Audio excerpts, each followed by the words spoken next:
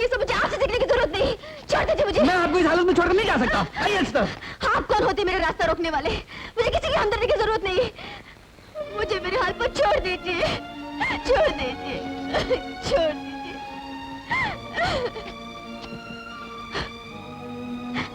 देखिए, जिंदगी बड़ी मुश्किल से मिलती है और आप उसे इतनी आसानी से खो देना चाहती हैं। आखिर क्यों? जब सब कुछ खत्म हो चुका हो तो फिर जीने का फायदा है क्या? जी कर देखने में नुकसान भी क्या है? आज आप अपनी जिंदगी को सुनी रात का दिया समझती हैं। हो सकता है वही कल की मुस्कुराती सुबह की किरण हो जाए। चलिए उठिए।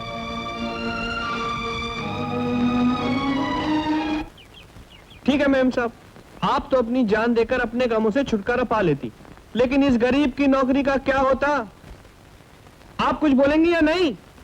मुझे मेरे हाल पर छोड़ दीजिए। कुछ बोली, कुछ बोली? इतनी देर के बाद ये कुछ बोली है, तुमने कुछ सुना? लगता है इन्हें अभी तक मौत के अंधेरे की तलाश है। तो चलो इन्हें रोशनी में ले चलते हैं। पुलिस एक ही झटके में दिमाग रोशन कर देगी इनका। चलो मैं कपड़े बदल के आता हूँ। शंकर, शंकर, अगर मुझे इन्हें पुलिस स्टेशन ले जाना होता तो मैं इन्हें यहाँ लेकर आता क्यों? तो आप ही बताइए वकील साहब, क्या किया जाए? ना तो ये, अरे ये क्या कर रही हो? ये कोई मेहमान नहीं कि झट से खातिरदारी शुरू कर दी। ये मुजरिम है, मुजरिम। जानती हो फ्री एंट्री में जान देना कितना बड़ा जुर्म है? नहीं जानती ना?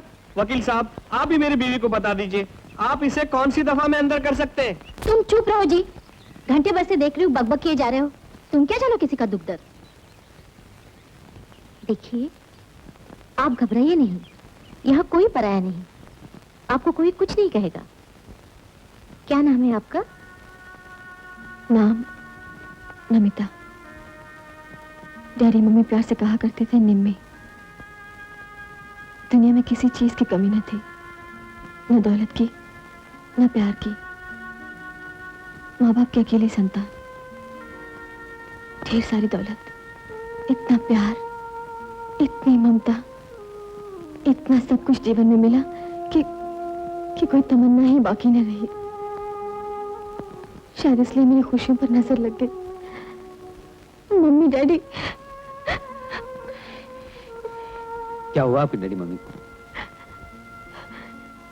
कार के एक्सीडेंट में न डैडी रहे न मम्मी। रह गई ये बदनसीब निम्मी, जो आज भी अपने उस खोए हुए प्यार और लुटी हुई ममता की तलाश में भटक रही है और ना जाने कब तक भटकती रहेगी। मुझे मर जाने दीजिए, मैं मर जाना चाहती हूँ।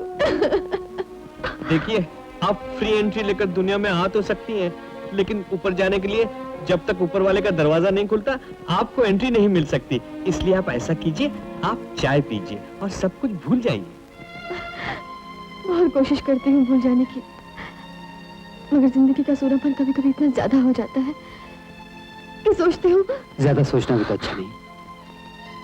चाय पी लीजिए, मैं आपको घर छोड़ देता हूँ। भाभी, चाय बनाओ।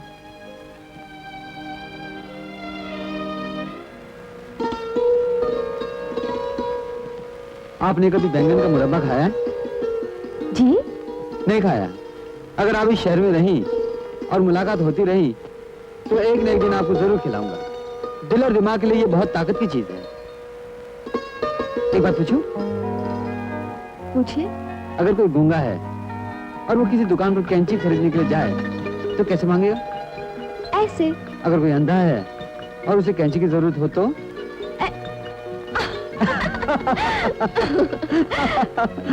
मैं तो भूल ही गई थी। अंधा बोल तो सकता है ना? इस हंसी में कितनी अच्छी लगती हैं आप। आपने कभी अनार के दाने देखे? आपके दांत बिल्कुल वैसे ही लगते हैं। गाड़ी रोकिए। क्यों? मैं कहती हूँ गाड़ी रोकिए। देखिए, मेरा मतलब नहीं था कि आप नाराज हो जाएं। गाड़ी रोकिए।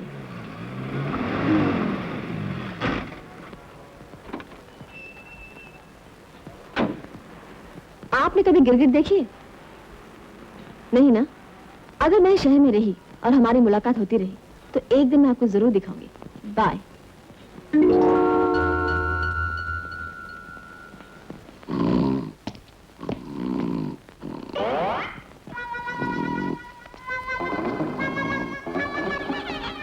अरे मिस्टर अंटोनी कहाँ चले, यहाँ आइए सरकार। वेरी सॉरी मुंशी आशिक हुसैन। दिलदार मुंशी आशिक हुसैन दिलदार। हम समझा तुम सोता, इसलिए हमने डिस्टर्ब नहीं किया। सरकारी वकील साहब हैं अंदर? अरे वो तो है अंदर, मगर मैं पूछ सकता हूँ आपका चश्मे का नंबर? अरे नंबर और अंदर क्या काफिया मिला है। अरे अब तो मैं आपको पूरी गजल सुना सकता हूँ। आइए बैठिए। Please please. अरे हम कहें और आप लोग बैठे। अरे बैठिए सरकार बैठिए। क्या पीजिएगा, क्या पीजिएगा, गरम शरबत या ठंडी चाय? नो मिस्टर मुंशी, हम तो ओनली अपनी बीवी के मर्डर केस के कनेक्शन में सरकारी वकील को मिलना चाहता था, अगर आपका मेहरबानी हो जाए। अरे मेहरबानी तो आपकी है सरकार, क्या आप मेरी फुर्सत में आए। आज पहले मेरे शेर सुनिए।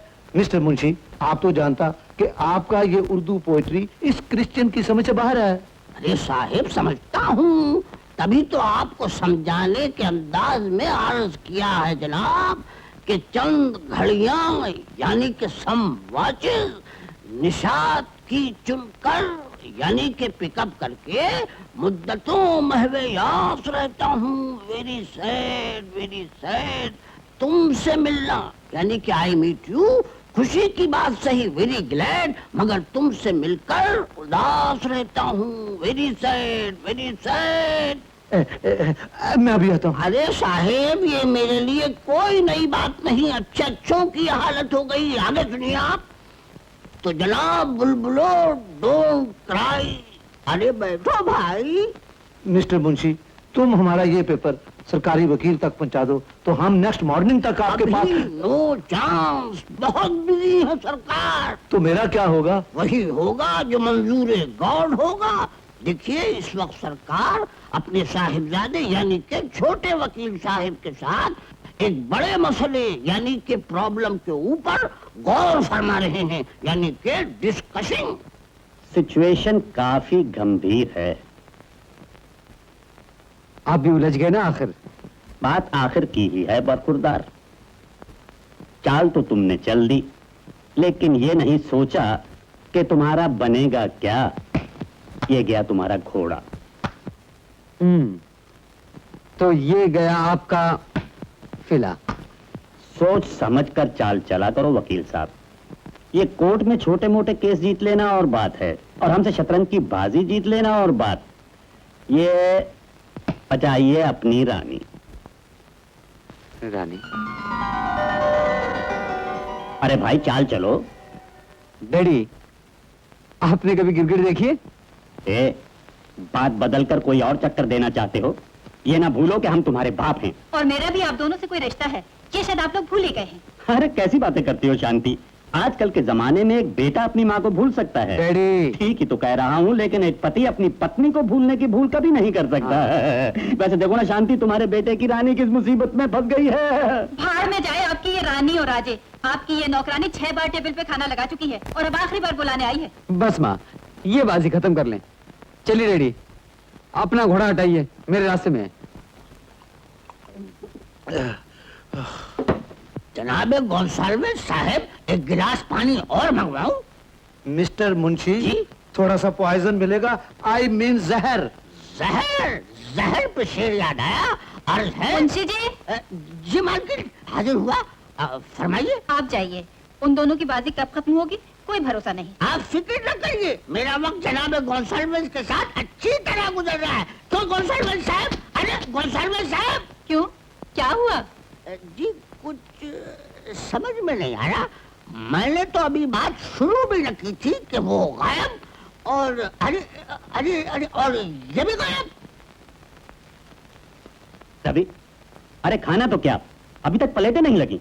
और ये हरिया का मर गया? हरिया अभी मरियो नहीं सरकार। जब अनारो जिंदो राखनो चाहो तो चुपचाप अपने कमरे में सो जाओ। आज सारे लोगों को खाना नहीं मिलेगा, ये मालकिन की रोकम है। अरे क्या बकता है, इस घर का मालिक हम हैं या सरकार? थारी हुक्म कचेरी में चाले, अटे नहीं। मारे को तो माफ करो सरकार। आई प्रोटेस्ट। हमारी आजादी इस तरह छीनने का किसी को कोई हक नहीं। इस घर में खाना और रहना हमारा पैदाइशी हक है। राइट। रवि एक काम करो, तुम जाकर अपनी माँ से बात करो, हम यहीं इंतजार करते हैं।